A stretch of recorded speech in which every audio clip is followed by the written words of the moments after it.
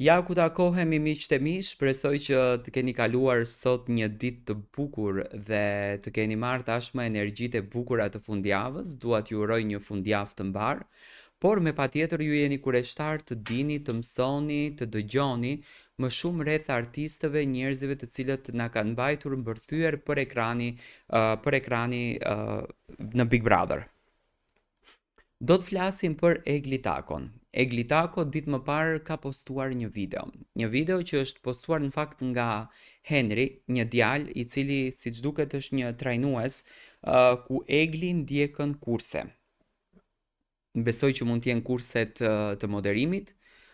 kurset të gazetarisë, sepse Egli nuk është e profesionalizuar në atë drejtim dhe me patjetër që të del bukur në emisionin e saj Yes Day, Egli është shfaqur në këtë video me Henrin.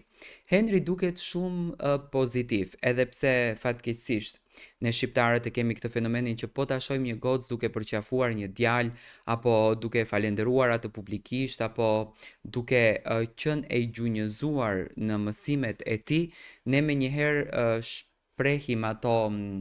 dyshimet, hamendësimet tona që mund të jetë një lidhje dashurie, që mund të jetë një lidhje emocionale shpirtërore, që mund të jetë një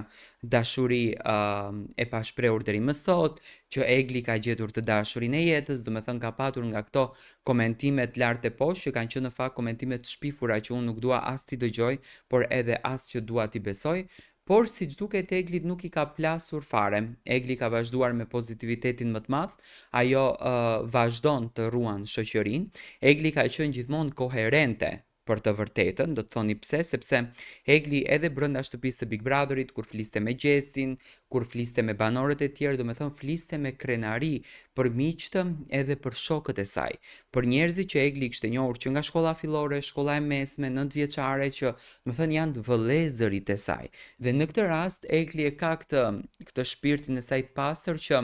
me çdo njeri që takohet e krijon një lloj shoqërie, le ta quajmë vllazërore, që në këtë rast është me Henrin. Besoj që po të kishte diçka më shumë, normal Egli nuk do të ishte budallachkë që atë ta bënte publike apo etj, por thjesht është natyra e vajzës së tillë që do të thënë është e afërt, është pozitive, është e dashur dhe në botën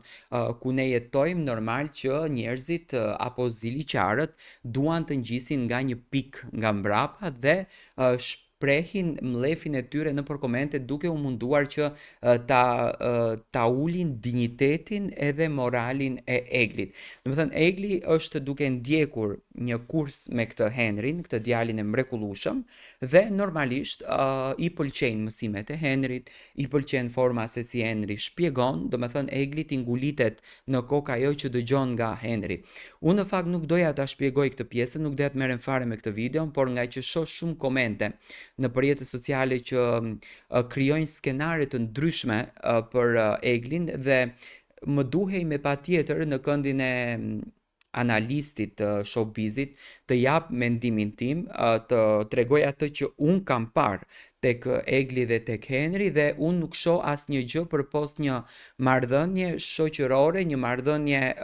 pune profesionale që Egli me patjetër të profesionalizohet më së shumti në jetë. Tani ne që merremi me media, me patjetër duhet të shkojmë te dikush i të na motivon, të na jep mësime, të na tregon se si duhet të veprojmë për të qenë sa më profesionist dhe besoj që Egli këtë rrugtimin e ka përzgjedhur që ta bëj me Henrin, një djalë që siç duket është profesionist në profesionin e tij. Ky është mendimi im, dua të marr mendimin tuaj.